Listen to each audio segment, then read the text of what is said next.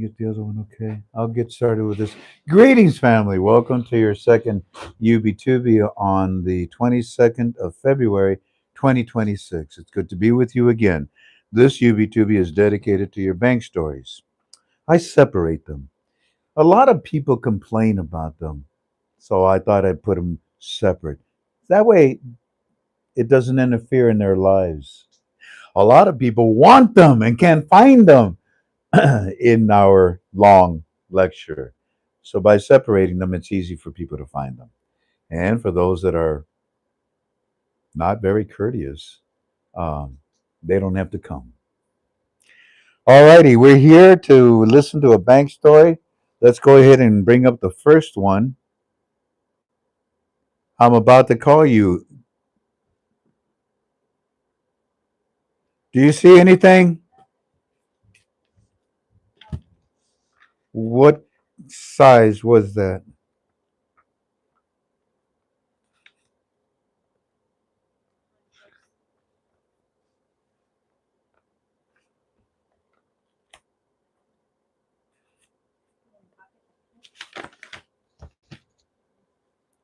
No, it's not in my pocket. Well, wait a minute.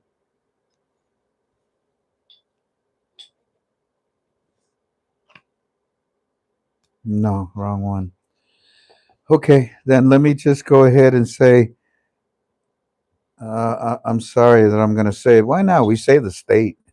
Area code 260 is the first one that I'm going to call. Area code 260. I'm calling you right now. Please turn down the volume in the background.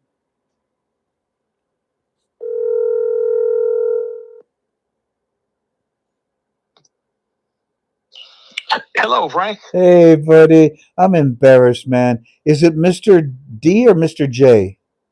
Jay. Mr. J. Okay. Well, Mr. J, I'm excited. I've been waiting to hear this story. I'm going to be quiet. Start from the beginning. What state are you in? Florida. And what bank?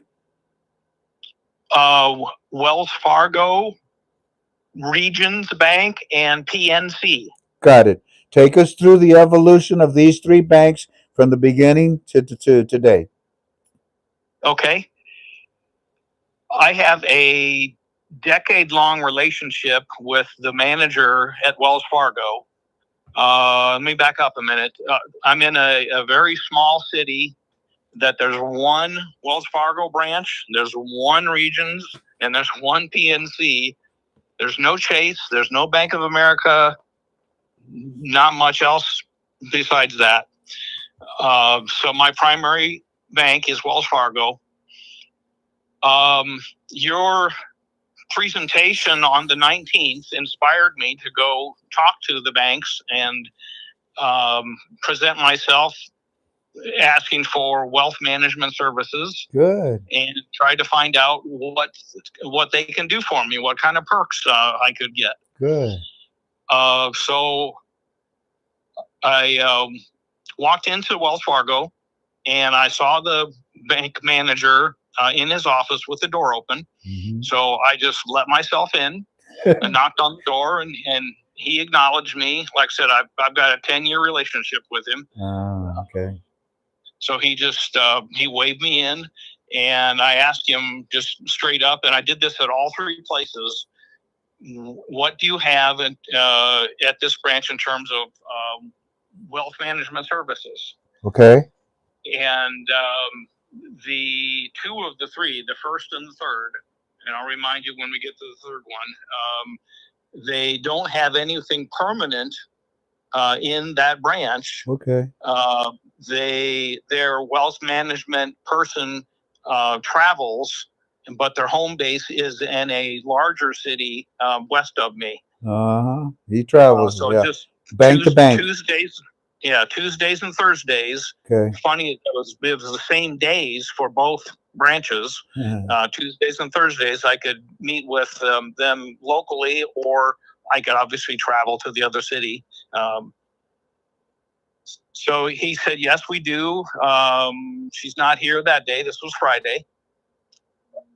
He said, why do you ask? And I said, well, I have some investments that are maturing. And he said, "Oh, do you mind telling me what they are?" I said, "No, I don't mind a bit."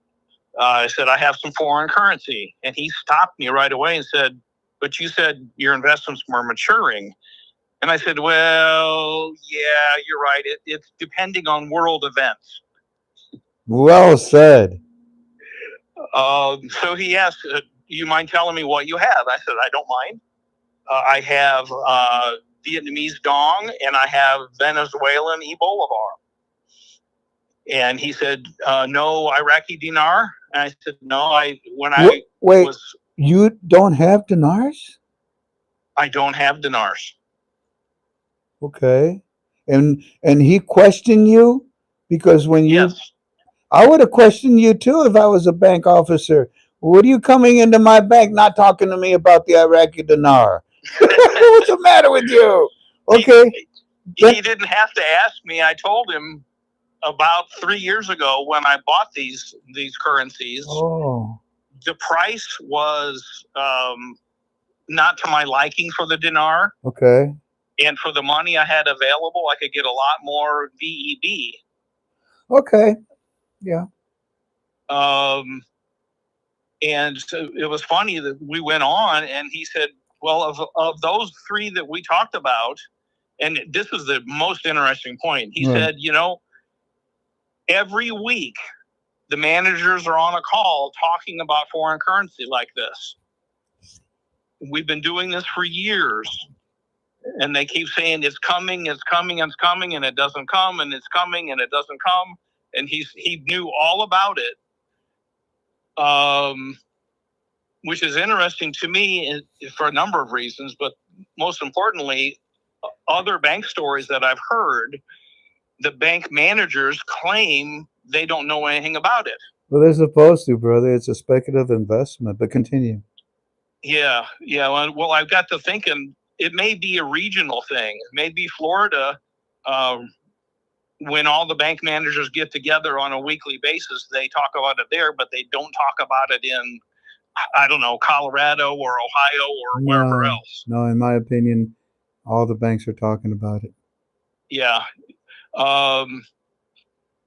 See, some banks won't be able to be involved in this, and some banks can't because of their size. And so every bank is talking, and some banks are being told you can't be a part of it. Continue. Oh, okay. Okay. So he asked me if I mind telling him how much I had. And I said, "Well, I have this VEB, which has a face value of 50 million. And I said, if the exchange rate that I've been hearing might happen at only 20 cents, I'd be more than happy with that." And I told him, I said, "I have more than one." And he said, "Well, whenever you're ready, you come on in, and we'll, if you want to come in on a Tuesday or a Thursday, the wealth management person will be here then, but just let us know when you're ready." What bank was this? Wells Fargo. All right. So then it's impressive. He didn't say it was a scam, and then on top of that, he questioned you. Why aren't you talking about the dinar? Very interesting. So then you applied the same technique at another bank.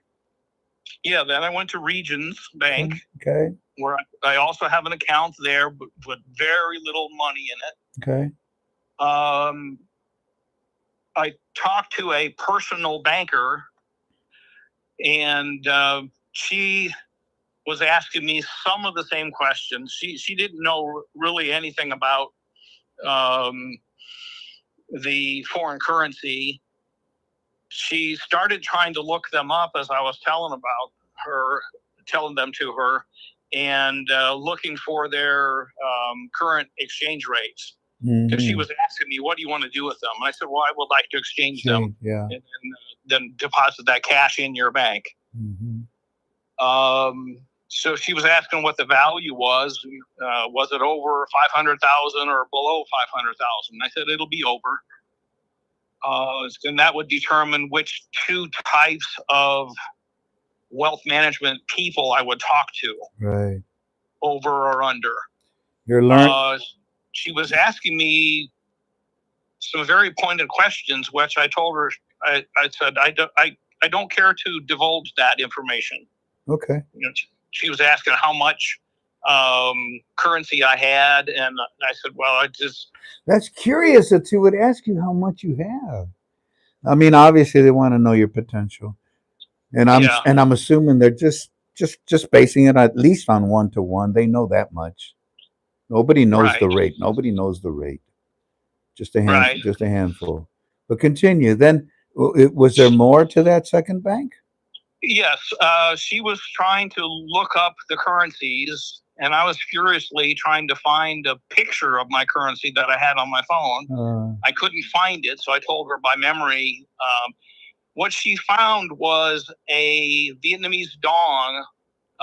Mine is a 1,000 face value. She could not find that. She only found a 10,000. Yeah, but they're legal and tender.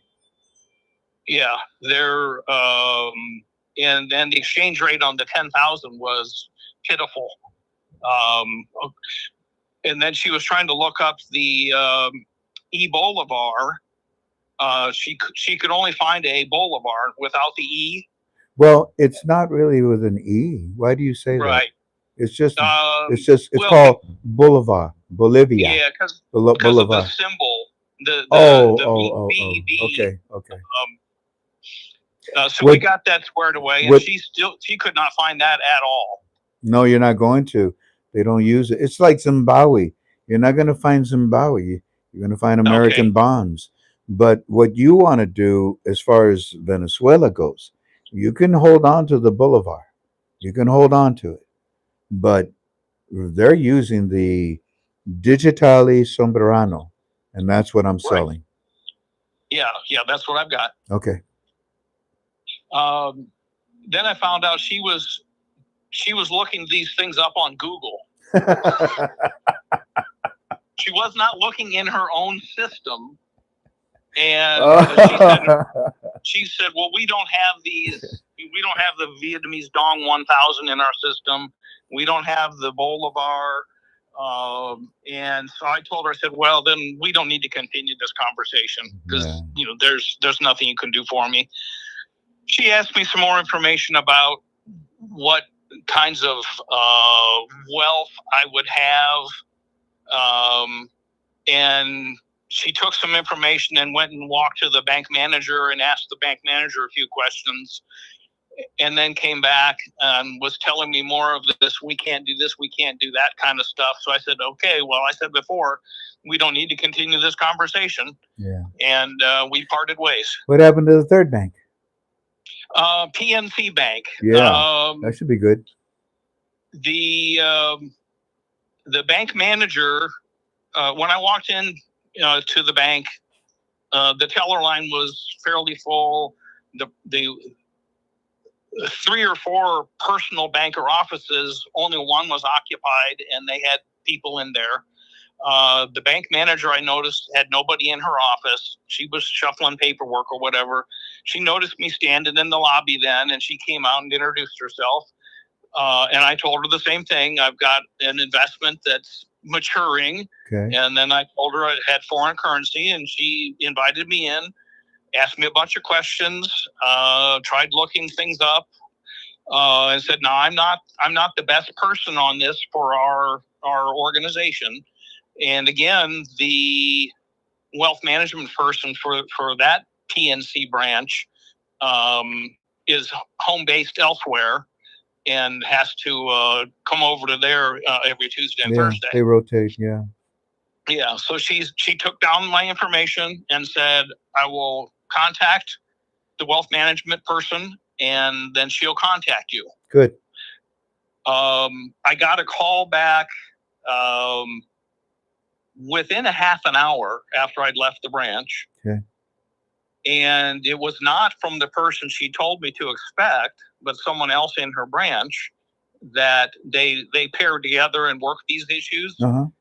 And she said, "We don't have any availability to work with those 2 currencies that you mentioned."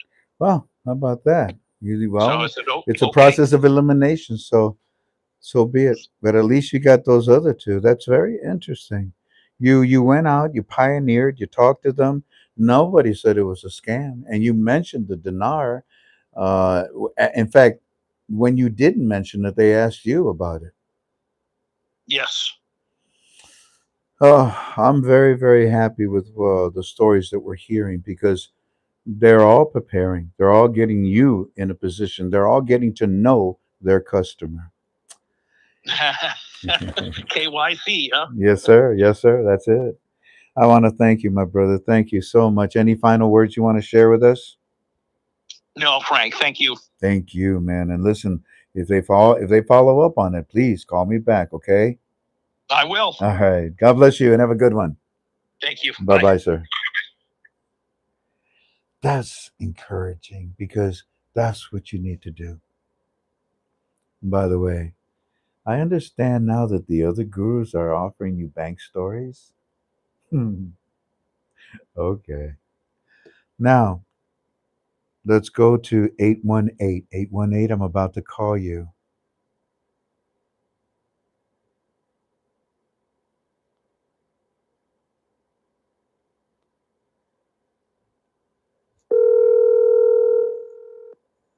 What is it name?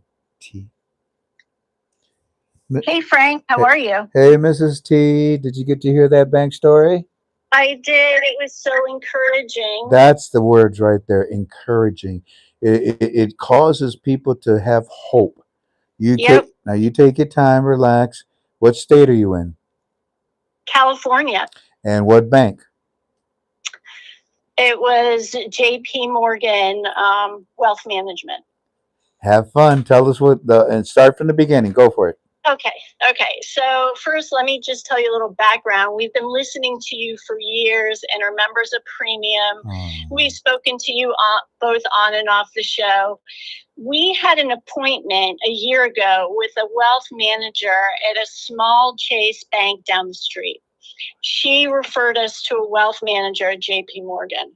It was a struggle to get him to call us back. And when we finally got the appointment, he said, this could be a scam. JP Morgan wasn't in Iraq.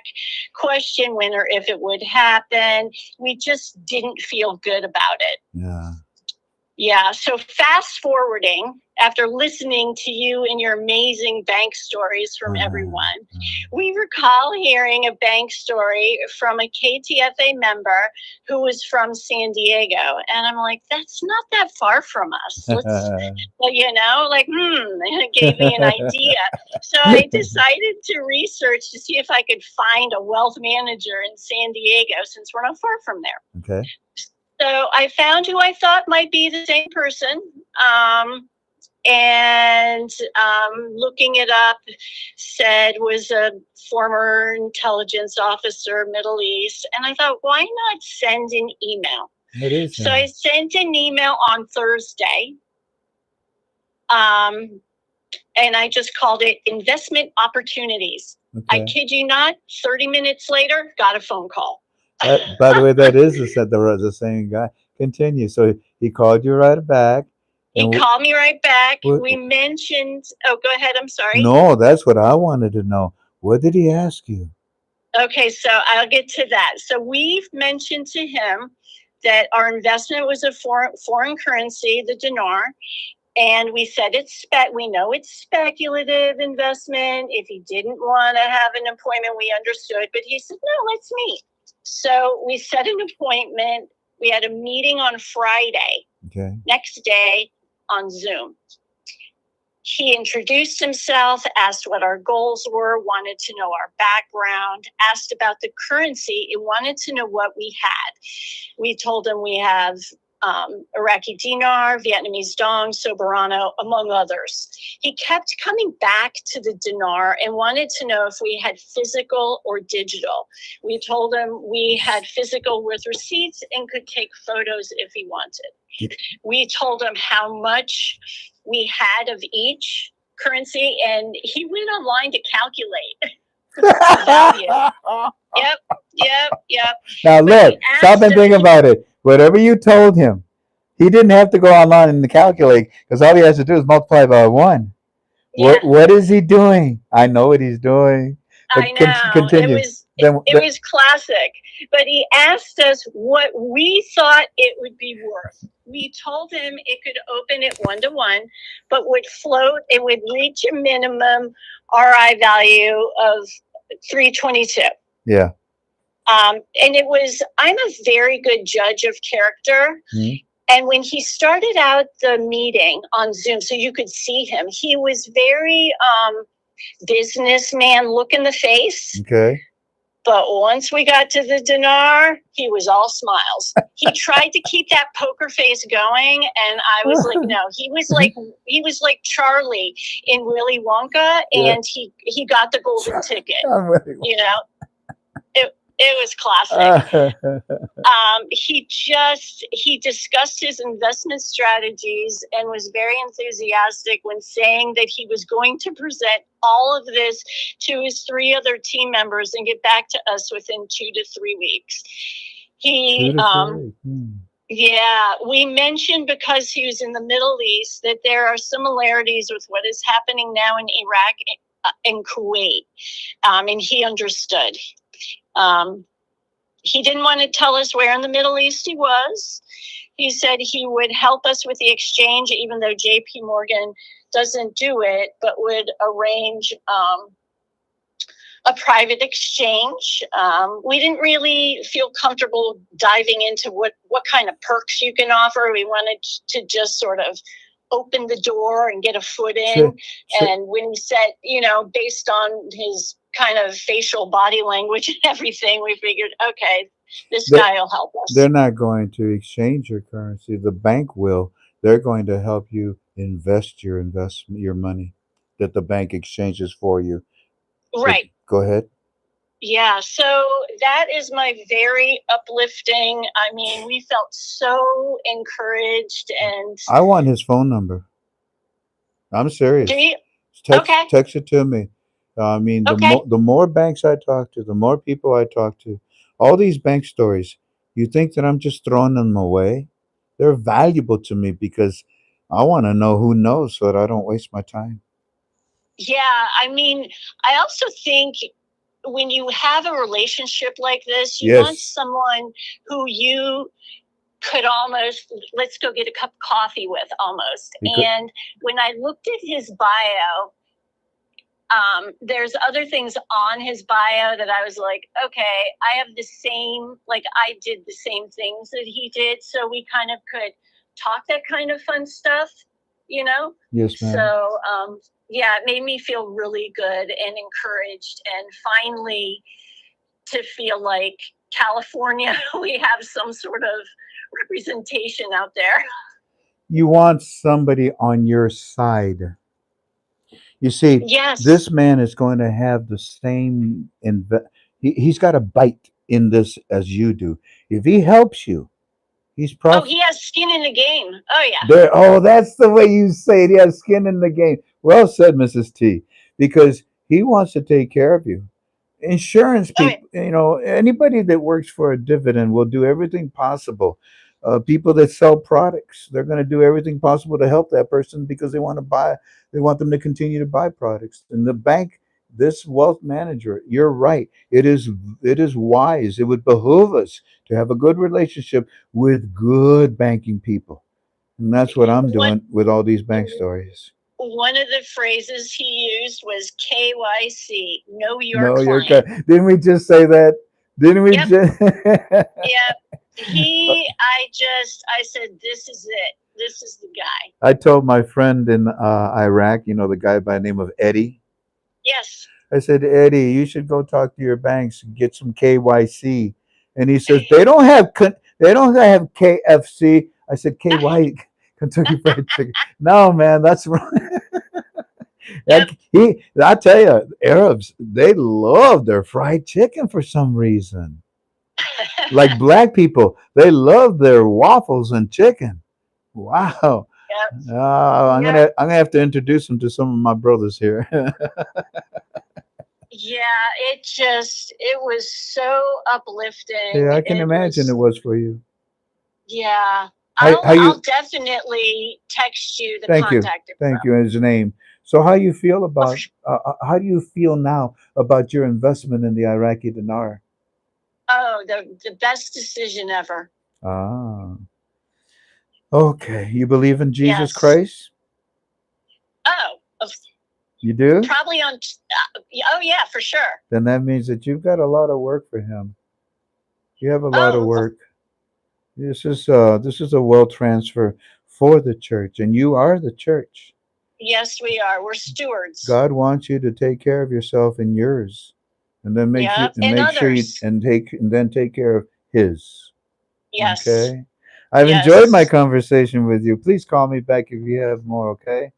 Oh, we will for sure. Thank you so much. We love you and Tink and your admins. You are the best part of our day. Oh, aren't you Truly. sweet? Aren't you Yeah. sweet? It's the truth.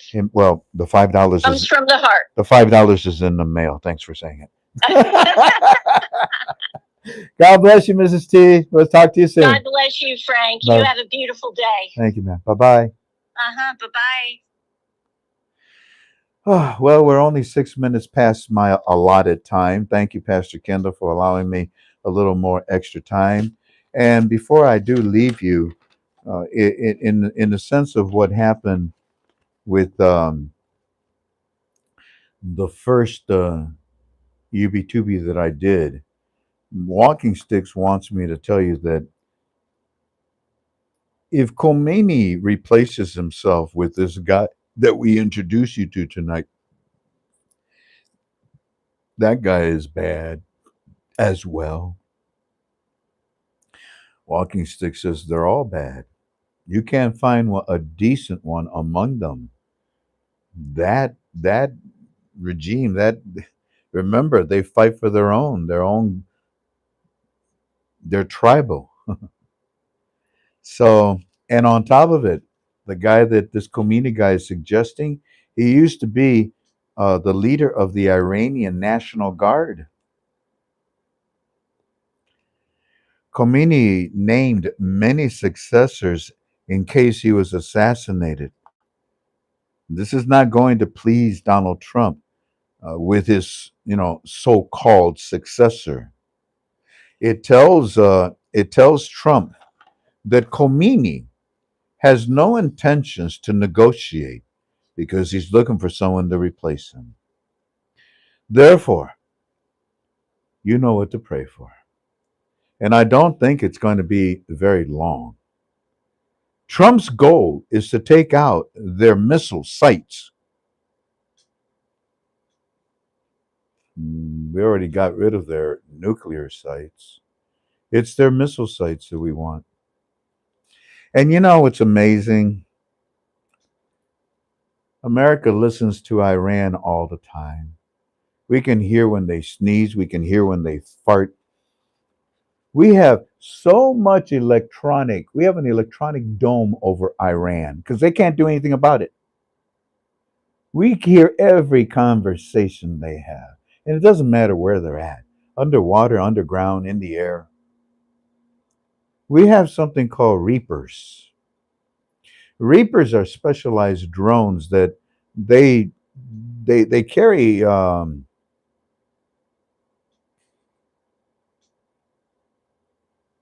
Hellcats, don't they? They're Hellcats. They carry missiles on the Reapers. They are offensive, but they're also they listen to every conversation, every telephone call. So it's kind of ridiculous, what they're trying to do. They should make a deal with the United States of America. They could have nuclear capability as long as it's not for a weapon. But nah. So it is what it is. And I don't think it's going to take forever. And sadly, I think it is going to take. Did you enjoy your two UB Tubies with me? I hope so. Maybe I'll see you tomorrow. Maybe I won't. We'll leave it a mysterious thing. No, no, no. I'll see you at 4. We'll have our two UB Tubies. We have another beautiful bank story. And Tink, anything else that I need to do or say? There's always something. Haha, look at this beautiful person. Read that out loud, Tink. Hi, Frank. So excited to share our bank story. We spoke to somebody. Have a beautiful day. They gave you his name. Oh, when he spoke to that guy, yeah. Another beautiful bank story. Yeah, we have bank stories every day lined up for about the next 2 weeks. God bless you all. Have a beautiful evening. Take care of each other. Visit each other. Today in our church, we were talking about visiting people in jails. It's so lonely. I've never been incarcerated. I've never even been in a jail. My father used to go because he used to pray for them and give them the communion. With KTFA, we're going to go to prisons. We're going to bring joy where there is none. God bless you all. Sweet aloha. I'll see you tomorrow. We'll have more fun. By the way, you're going to learn more stuff that you don't know about tomorrow. We'll talk about it then. Bye bye.